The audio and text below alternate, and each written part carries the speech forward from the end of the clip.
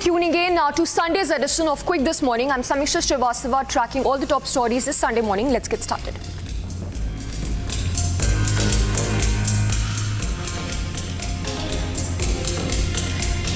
In Kolkata, Congress leader Adhir Ranjan Chowdhury has raised serious allegations regarding the rape and murder at the Arjikar hospital.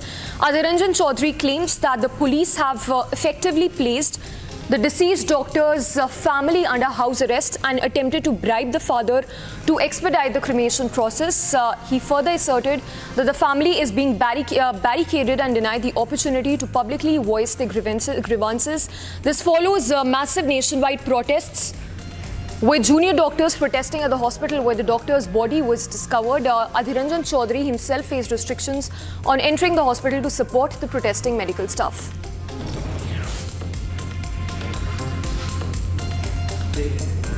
The Malayalam film industry in Kerala is undergoing upheaval following the release of Justice Hema panel report. Actor Mohanlal has recently called for action against individuals found guilty of sexual abuse. This while he himself has been accused of the same. Meanwhile, the ruling CPM is defending its MLA and actor Mukesh in face of demands for his resignation amid rape allegations. The CPM contends that resignation should not be foregone conclusion and has decided that Mukesh should step down from a film policy committee but continue his role as an MLA. Protests have intensified with some demonstrations even turning violent. And the Film Employees Federation of Kerala has stated that it will not protect any accused members.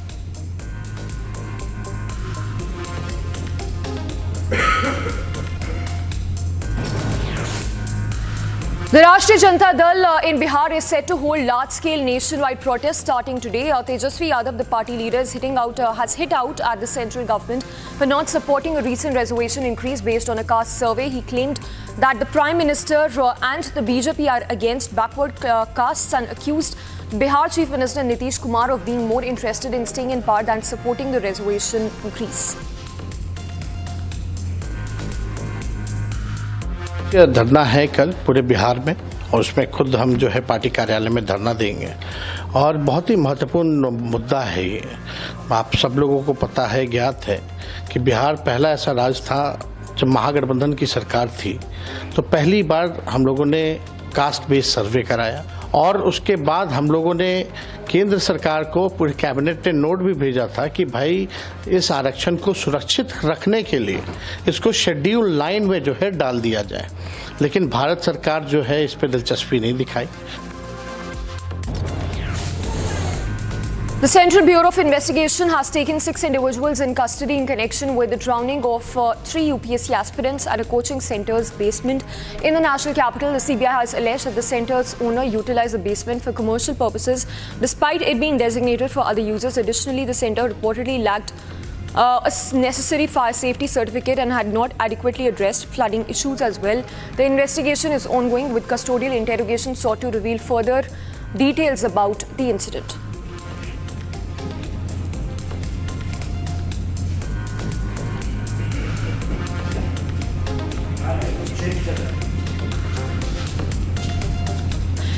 Former Jharkhand Mukti Morcha MLA has officially joined the BJP, which is Champai Soren. The move follows the recent switch of former Jharkhand Chief Minister Champai Soren to the BJP. It's another MLA who's joined, expressing his dissatisfaction with the JMM's treatment of its senior leaders and cited issues of development and tribal welfare as key reasons for him having leaving the party. The BJP has welcomed him home with Assam Chief Minister Himanta Biswa Sarma, underscoring the party's commitment to development and countering infiltration.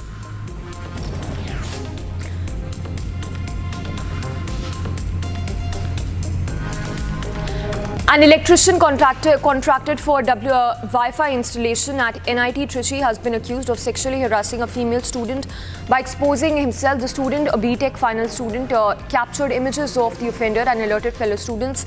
The students later rallied in her support. However, the hostel warden allegedly victim-shamed the student, questioning her clothing and urging her not to escalate the issue. The electrician has been arrested and is in judicial custody.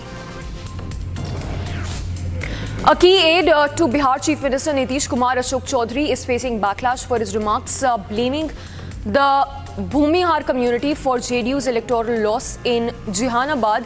Now, Chowdhury's comments about Bhumihar's not supporting the JDU candidate due to caste issues have drawn criticism from the BJP, Congress as well as the RJD. Chowdhury has defended his comments, asserting that they were misinterpreted and emphasized his personal connections to the Bhumihar community. चुनाव के समय जात पात पर सब लोग दिल्ली बंबई कलकत्ता भाग गए। इससे पार्टी नहीं चलेगा। पार्टी तभी चलेगा जब पार्टी का निर्णय हो गया, नेता का निर्णय हो गया, गलत चाहे सही, खेत को हम सब मिलकर जोतेंगे। कुछ लोग जात पात की राजनीति करके नीतीश कुमार ने क्या इस जहानाबाद में किया कि जहां भूमिहार का गांव होगा वहां सड़क नहीं बनेगा, लेकिन आप जब अति पिछड़ा को बनाते हैं तो भूमिहार लोग भाग जाते हैं। हम वोट नहीं देंगे, कहा नहीं दीजिएगा भाई, काम तो आपके यहाँ भी हुआ है। Alright, let's now take a look at the business stories that we are tracking this Sunday morning, making news from across the country and the globe. Infosys is facing a penalty of over 3 crore rupees imposed by the Deputy Commissioner of Commercial Taxes in Bengaluru. This tax note was levied for alleged discrepancies in tax payments and excessive availing of input tax credit for the financial year 2019-2020. Despite the fine, Infosys has reassured stakeholders that this penalty will not significantly impact its overall activities. In the month of July this year, Infosys was flagged. This non-payment of taxes was flagged by the Director General of GST Intelligence for alleged IGST evasion, amounting to more than 3,200 crore rupees related to services received from its overseas branches. However, Karnataka's GST department has dropped the company's pre-show cause notice as the investigation by the DGEGI is still ongoing. Meta platform have announced that it had identified attempts by an Iranian hacking group to target the WhatsApp accounts of officials from both the Biden and Trump administrations. Meta also reported that the hacking attempt involved a small cluster of likely social engineering activity on WhatsApp. The attackers were reportedly posing as technical support representatives for major tech companies such as AOL, Google, Yahoo and Microsoft. Meta's security team acted swiftly upon receiving reports of suspicious activity blocking the implicated accounts. The company has emphasized that there is currently no evidence to suggest that any targeted WhatsApp accounts were successfully compromised.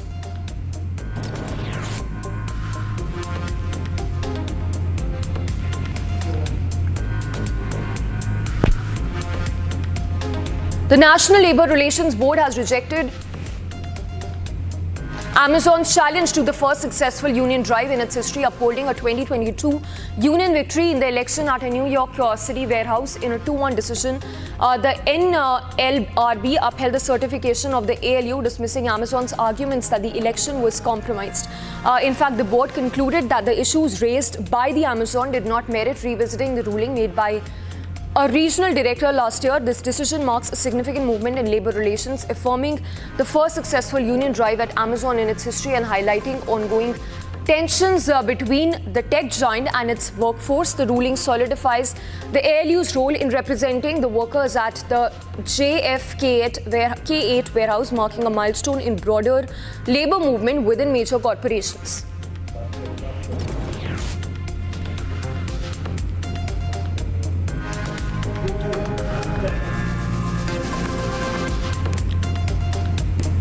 NASA has announced a significant change in its lineup for its upcoming SpaceX Crew 9 mission following issues with Boeing's Starliner capsule. NASA revealed that astronauts Sunita Williams and Will Moore will replace Zena Cardman and Stephanie Wilson on the SpaceX mission to ISS, the space station. NASA's decision to enlist SpaceX to complete the mission underscores a notable shift in the agency's approach amid ongoing challenges with Boeing's spacecraft. This move marks a crucial juncture for NASA's collaboration with commercial spaceflight providers and highlights the ongoing complexities in managing spacecraft and crew assignments. The adjustments reflect the broader challenges in space exploration and evolving dynamics between major aerospace companies as NASA continues to navigate these intricate operational and strategic decisions.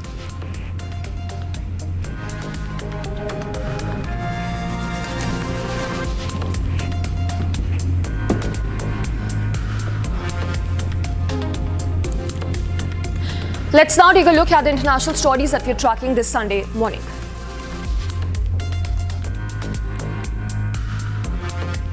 A tropical storm has unleashed torrential rain across Japan's Kanto region, leading to significant flooding and disruption in several places. Flooding was reported in numerous locations in the prefecture area west of Tokyo, where flood waters blocked roads, causing vehicles and traffic to stall.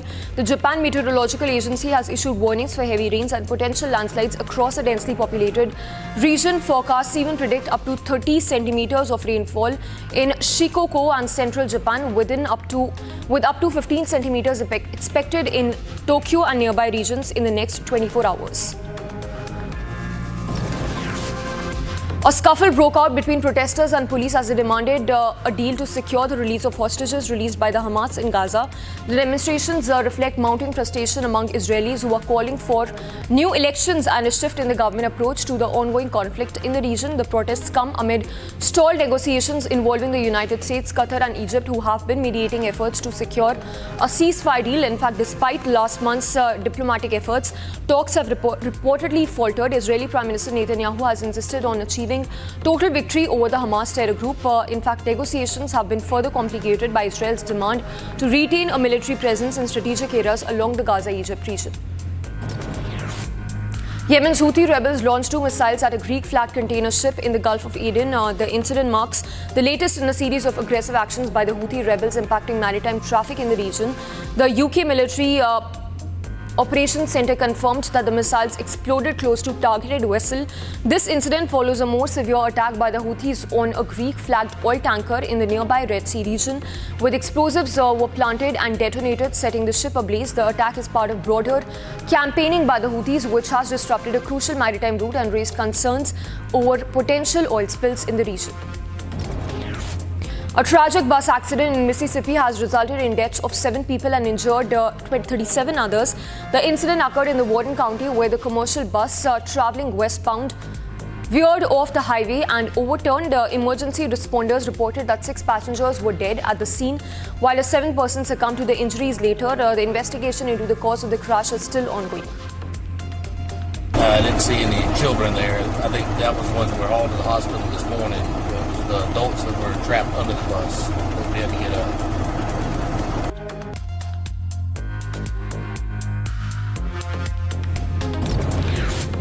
Authorities have begun blocking Elon Musk's social media platform X, making it largely inaccessible on both web and mobile platforms. A drastic measure like Supreme Court's judge's order. In fact, the suspension came after X missed a deadline imposed by the Supreme Court Justice Alexandra to name a legal representative to Brazil, triggering the suspension.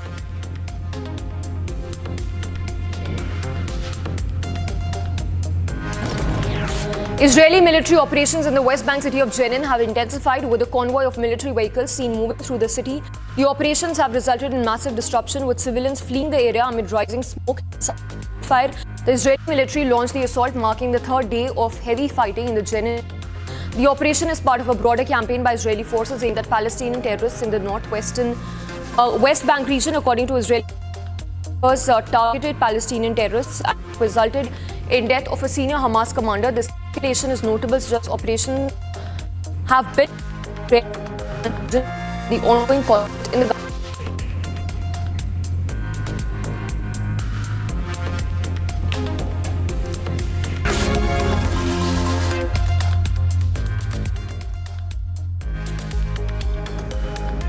Welcome back. You're watching Quick Morning. I'm Samiksha Srivastava. Let's now take a look at sports stories that we're tracking this Sunday morning.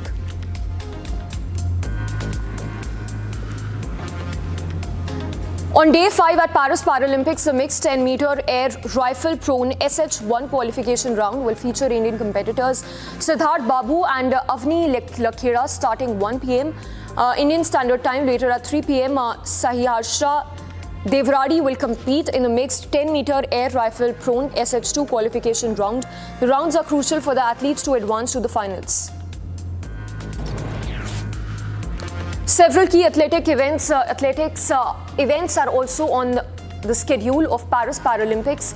Rakshita Raju will compete in women's 1,500 meter T11 heat as At around 1:30 p.m. She will take part in the. In fact, he will take part in the men's shot put. Nishad Kumar and Rampal will vie in the men's high jump T47 medal round at around 10:40 p.m. Preeti Pal will run in the women's 200 meter T35 medal round at around 11:27 p.m. The final BO of the mixed PR3 double sculls at the Paris Paralympics will see Indian rowers Anita and Narayan in action at 2 p.m. Today marks day 5 of the Paralympic Games and India is all set to take part. So far, the medal tally stands at 5, 1 gold, 1 silver and 3 bronze medals.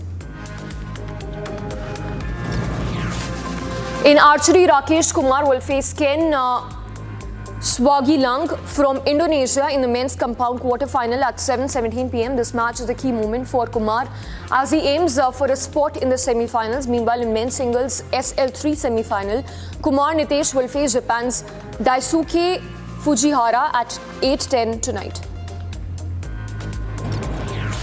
Two significant table tennis pre-quarterfinals are scheduled for today at the Paralympics. Bhavina Patel will take on Martha Vernon of Mexico in the women's singles class 4 pre-quarterfinal match at around 9:15 p.m.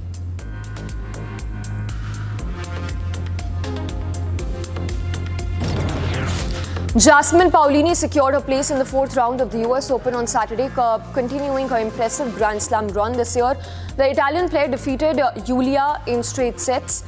Paolini, who had previously reached the finals at the French Open and Wimbledon, exhibited strong performance by converting 3 out of 5 breakpoints in the first set and breaking Putinseva's serve again in the second set. The victory marks Paolini's first advancement to the round of 16 at the US Open. She will next face Carolina in her quest for a spot in the quarterfinals match. Lando Norris of McLaren took pole position in the qualifying session for the Italian Grand Prix on Saturday, aiming to close a gap in the championship race against Max Verstappen. Norris outpaced teammate Oscar by less than a second, securing the top spot on the grid. Verstappen, the reigning champion, will start from 7th place on the grid, a challenging position on the Monza circuit, known for its difficulty in overtaking. Norris has reduced Verstappen's championship lead to 70 points with 9 races remaining in the season.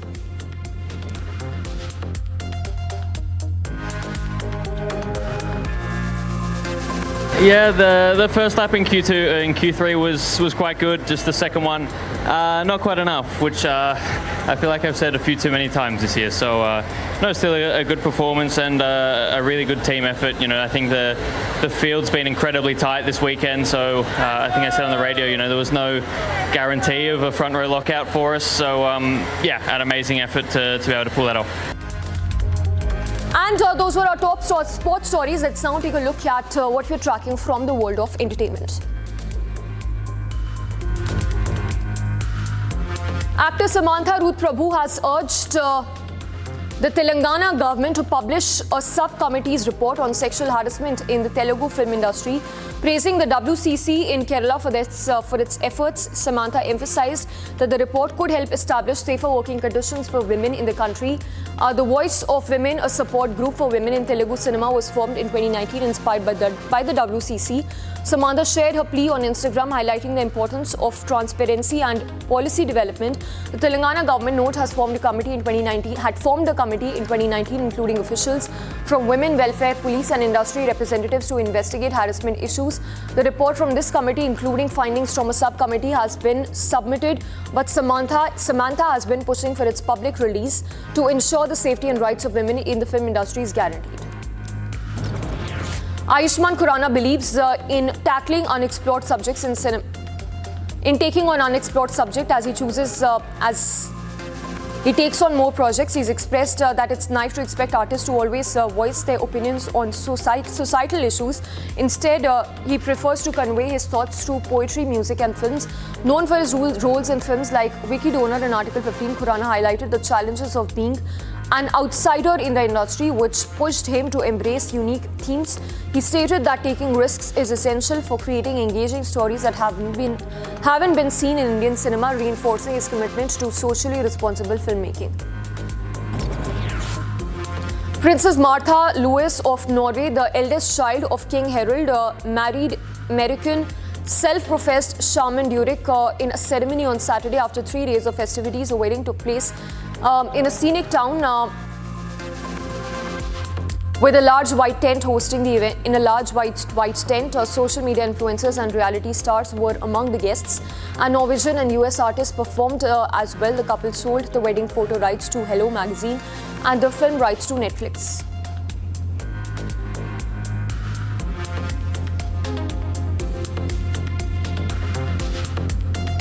Jude Law, Nicholas Hoult, Ty Sheridan and Johnny Smollett graced the red carpet on Saturday for the premiere of Justin Kurzel's crime thriller, The Order of the 81st Venice Film Festival. The film, which competes for prestigious accolades at the festival, is based on the 1989 book, The Silent Brotherhood by Kevin Flynn and Gary Gerhardt. It explores the activities of the white supremacist group, The Order, which operated in the United States during the 1980s. The festival features an impressive lineup of films, including new works starring Brad Pitt, George Clooney, Angelina Jolie, among others. The Venice International Film Festival will continue until 7th of September, showcasing a diverse array of cinematic talent and storytelling. Oasis fans were ecstatic as the brand's highly anticipated reunion tour tickets went on for sale, marking their first shows in 15 years. The Britpop icons led by brother Noel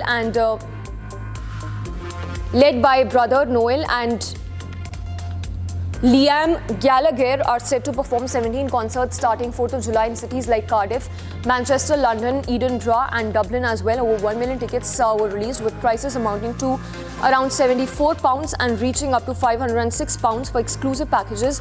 However, ticket sales faced chaos, with many fans experiencing website crashes and long wait times as well.